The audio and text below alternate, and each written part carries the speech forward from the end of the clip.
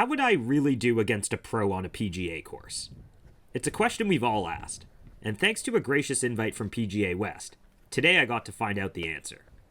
The Nicklaus Tournament Course is our venue, and our match play opponent is fellow Canadian Darren. Darren's a pro and I'm a 7 handicap, so on a good day, I should be able to break 80, and Darren could be a handful below par. But the game isn't played on paper, so let's see how we fared here on the front nine.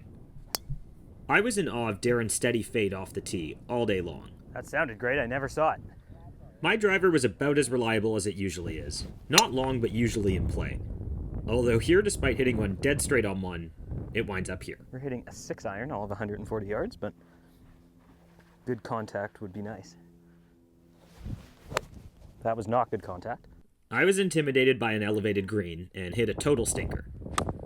Darren, meanwhile, with just a gap wedge in, looked like he hit a dart, but it hits the false front and falls right off the green. Little pulley, but about the number. I'm just playing for bogey now, and that one's okay. Take that. Thanks. Darren, meanwhile, with a very difficult shot from here. Great shot. Manages to put it inside 10 feet, and he'll have a look at scrambling. I haven't hit any practice putts. Woo! Speedier than I thought. Maybe that was just downhill a ton. Okay. I'll have about 6 feet left. And Darren can't quite find his par putt and will tap it in for bogey. So now I'll have this to have the hole. Ooh. That's not good, and we're going to start the day a combined 3 over on one. 5-yard cut. What a shot. Good ball. And I joke with Darren as his is descending that I would love to be within even 40 yards of that one. And that's my best swing. Good swing, thanks. In fact, it will be within 40. Within 45. And at first we thought Darren was actually away. That's a sand wedge from 125 that is so good. 134. And no pressure at all, but my opponent is 5 feet. This one's tracking right away, and you'll hear me start talking to it. See the number. It's all over the flagstick. In fact, Somebody's closer! this is the kind of golf I was hoping we'd play today. Darren with about 12 feet for birdie here can't quite find it.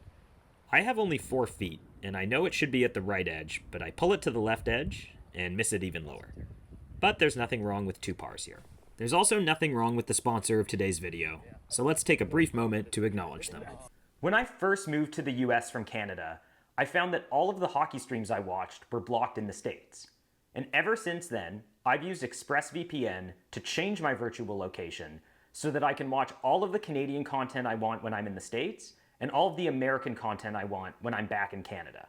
But there's another reason you should use ExpressVPN: privacy and security. The fact is that everything we do on the internet is tracked by internet service providers and big tech companies who sell our information for profit. Not to mention hackers who get a hold of our information for even more nefarious purposes. When you use a regular unencrypted network, you're sending countless pieces of information into the digital world that can be intercepted. But when you use a VPN or virtual private network, you're creating a secure tunnel between your devices and the internet. So when it came time to choose my VPN provider, I chose ExpressVPN for 2 reasons. First, it offers the fastest speeds of any VPN I've ever encountered. And second, it's just plain easy to use. You download the app, press one button, and you're protected. So go to expressvpn.com/notascratch and find out how you can get 3 months of ExpressVPN for free.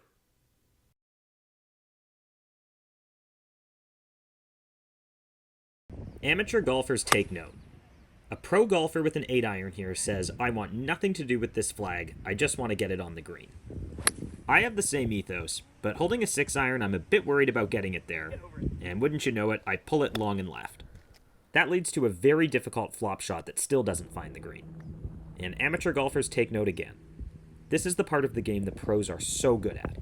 Even from about 35 feet, Darren threatens the hole here and has an easy tap in par. Meanwhile, I'm putting a ton of pressure on my flat stick to get out with bogey. This time I'm able to get it close, and this is me tapping in for bogey, and Darren meanwhile with his easy par. The first par 5 of the day offers us a great chance to look at something I talk about frequently on the channel: hitting bad shots and getting out with decent scores. Even pros hit bad shots. That is Darren's worst of the day. Meanwhile, here's my first of many bad shots.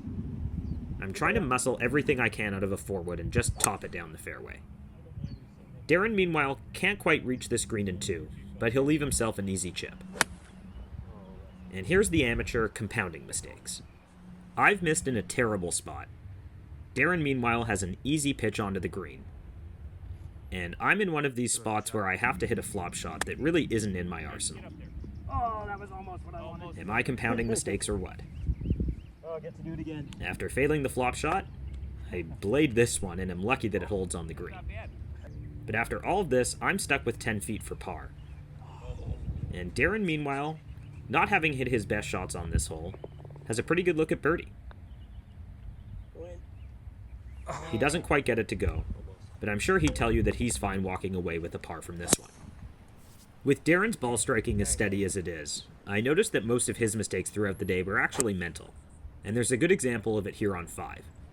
3 of us in this group had basically the same approach shot. One of our playing partners leaves it short, and I think I've hit my perfect 80-yard shot, but it's also short. And Darren decides there's a bunch of wind in the air, and hits this one a bit harder than he usually would. But guess what? He's a better ball striker than we are, and his actually goes all the way to the back of the green. And now my hackfest begins. Not a lot of sand in this one. I'm putting a ton of pressure on my flat stick yet again. That's even better. That's a good shot. Good shot. My 50-yard putt from off the green is pretty good. And Darren, meanwhile, with his long leg for birdie, Turn in now. doesn't quite get all the way to the hole, but it will leave him with an easy tap-in par. There's my bogey, and there's Darren's par. But maybe my biggest takeaway from the whole day was that amateurs find a way to turn a lot of pars into bogeys, and pros find a way to turn a lot of bogeys into pars. 6 is a great example. The rub of the course here actually leaves Darren and I with about the same number in. And Darren's trying to rope a 6-iron in there, and it looks perfect. But just like the first hole, he catches a bad break.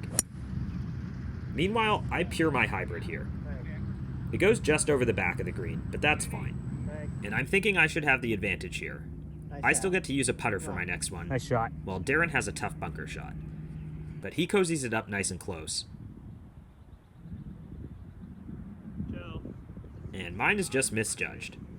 I'm actually outside of Darren's ball, so I'll give him a read. Oh.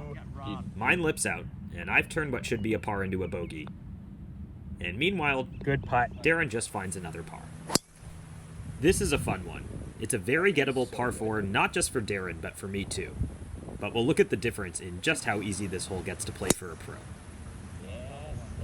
We both hit good drives, but I'm left with 210 in, and I'm trying to muscle a 4-wood into a very narrow green opening. And this time I'm able to do it. But Darren, meanwhile, gets a smooth 8-iron. He aims it right at the flagstick, and it's perfectly pin high, but just a few feet to the right. This is my toughest lag putt of the day. That's a good putt. It crests a hill about 15 feet before the hole, and it gets very close where I'll tap it in for birdie. Darren, meanwhile, has a great look at eagle. Didn't stay up. But look how much that one slides. It's 2 very different routes to birdies. Speaking of different routes, Darren here is hitting a 7-iron from 170. Everything long of this green is trouble, and his pitch is right at the hole, but winds up in a very bad spot. Meanwhile, he's hitting 7-iron and I'm hitting hybrid. Different routes to very similar results. The difference is that out of the bunker, Darren manages to get his on the green and at least have a look at par. I'm in a difficult lie too, but this one goes all the way long and into the water. And I mentioned how amateurs turn pars into bogeys. Well, sometimes they also turn bogeys into double bogeys. Meanwhile, that is the up and down of the day. The day wouldn't be complete, though, if I didn't get to at least stick it to Darren on one hole. Darren hits a good drive here, and I proceed to hit maybe my worst of the day. That was the first bad one of the day. It'll run. Bound to happen. It rolls out a lot in the firm turf here in the desert. And I know I can't take on the green here, so I just try to hit a draw up the right. Look at this. It works out spectacularly well. And Darren, meanwhile, with just an 8-iron, for the 3rd time today is drawing one in and just gets a lousy bounce. Jeez. He's unhappy, and now it's my turn to hit but it's got to be at least a 100-footer with the putter. This is usually where I shave some strokes, and today's no exception. That's a pretty good lag there. Darren's been pretty good scrambling so far, but he'll have a bit of work here. Great ball from there. I make a fabulous 4. And even the pros don't get to do it every time. Darren will cap off with a bogey. Nonetheless, he spanked me on the front 9. And if you'd like to see the back 9, let me know in the comments down below.